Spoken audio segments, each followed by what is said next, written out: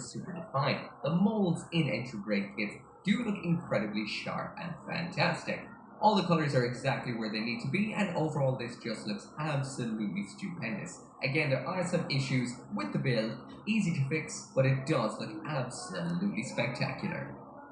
So next up in here we've got the pair of beam sabers, which are fairly average. They've got standard little handles, and the beams in here are fairly standard too, but I will mention they do come on the 0, or should I say the OA runner, so it means these are not the usual standard beams we get all the time. They're new for this kit. So once again, getting into a little bit of a pose, I decided to throw one of the beam sabers in reverse grip just to mix it up a little bit, get it a bit more dynamic. The backpack did fall off yet again, so it is loose. Tighten that up a little bit, and overall, considering the budget cost of both of these kits combined, this does perform exceedingly well. The beam sabers are average, but overall, looking ridiculously cool. When the beam sabers in here aren't in use, it's the usual routine of popping the beams out like so, and then the handles attach onto these little segments either side of the Ale Striker pack. These have a little bit of a pivot to them, so you can move them back and forth ever so slightly, and they attach on, hold on well, and that is what they look like once they're stored. So the next piece of equipment we have in here is the bazooka, and this is actually larger than I expected it to be. So as for moving parts, first off, this handle does move ever so slightly, which will definitely make it easier to attach. And we have this handle up front as well, which actually moves side to side, and this attaches in a simple yet effective kind of way. There's a circular section attached inside of that, which gives this its moving aspect. So overall, working pretty well. Like I mentioned, two of these magazines can be removed, the ones on the sides. Now, I'm not sure if this is a feature as much as it's more of just the way the model kit was cut up to fit on runners.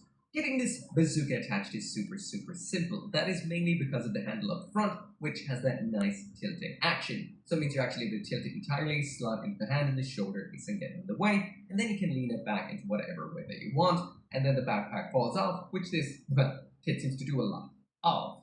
But yeah, getting the other hand attached on is easy too. You just kind of angle up the handle like so, pop it into the other hand. The articulation here is nice, and the movement on the handles is nice too. So overall, it is quite simple to get it into the pose that you want it in, and this is what it looks like in a bit of a pose. It's dynamic. This is a nice, big, detailed rifle. However, there is quite a big seam run up the length of it, and at the far end, I did notice it's not really pushing together as well as it could. So again, just like a lot of things in this kit, you may want to put a little bit of extra time into it to kind of close that up and perfect the overall look. But from a distance, you will never, ever notice it does look great.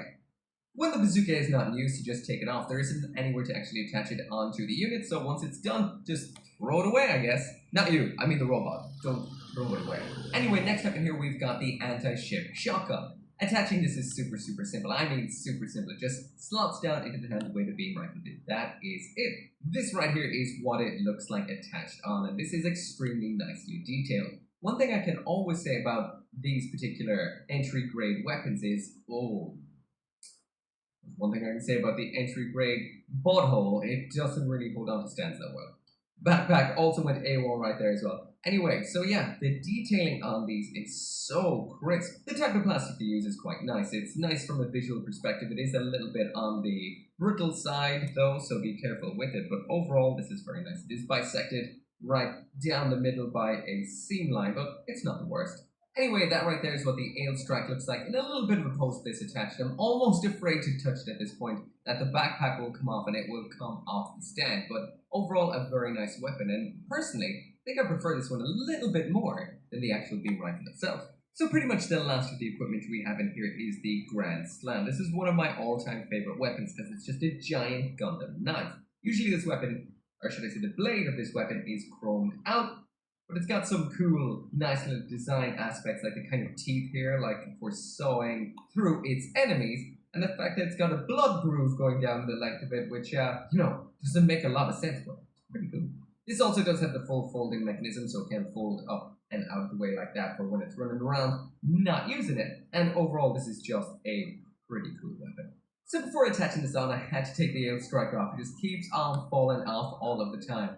That, again, picking that up and it'll get rid of your issues instantly. Anyway, attaching this on is the usual sandwich type attachment, so that means you take off the hand, pop off the back of the hand. Both halves of the hand are the bread, the Grand Slam is the ham, and then you just build it like a sandwich.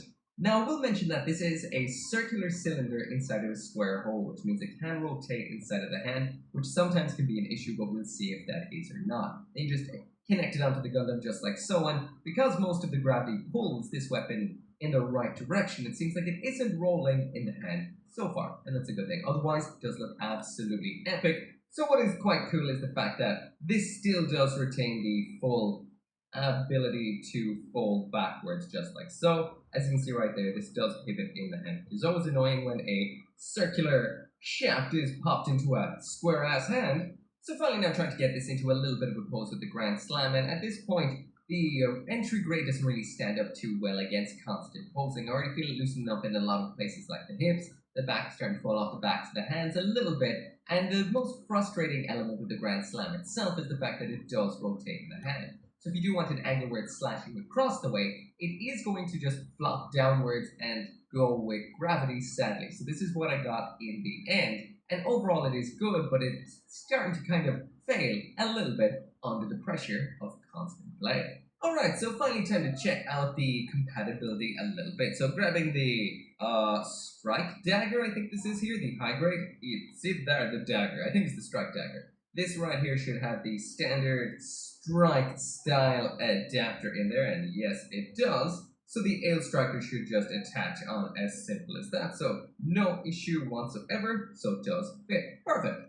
So next up we're going to be trying out the double peg adapter for using on this, and what I'm going to be using is the Mighty Strike Freedom, the last kit that I did review that has one of these double point attachments. So you just put that double point adapter in instead of the single point, attach it onto the back just like so, and this does work out reasonably well. Actually, this works out even better than expected. Get it into a little bit of a pose, and it does look incredible. Which does mean, of course, you can get this kit right here and use it with any high grade or 1/44th scale. Well, you can't really use it with a real grade, so with an entry grade or a high grade, and use all of the equipment that is included in a kit that is a little bit of a better, well, foundation than the entry grade we're looking at today. Anyway, that does work out incredibly well and looks killer. Next up, there is another bit of a method you can actually attach this on with. So what you do is you remove that little bit of an adapter, you take off the whole under section, which has the big cool thrusters in the white section, and in there we do have a double hole part. What we get is another adapter that's double pin to double pin, and now we've got a little bit of a kind of backpack with wings up the sides. Now what I'm going to grab this time around is the high grade Rising Freedom. This is an absolutely awesome kit, just like the Mighty Strike Freedom, so it's going to, well, work great with everything in here, but we're just going to be trying out this backpack. It attaches on almost 90 degrees downwards compared to what we would have seen before, like a backpack only. The wings actually work out a little better than I thought they would, and they do look nice, and the color matches quite well with the Rising Freedom right here. I did just pluck this off the shelf randomly, pop it in a bit of a pose, and there you can see what it does look like. I'm impressed by this. This does look incredibly nice, and there is a lot of options in here.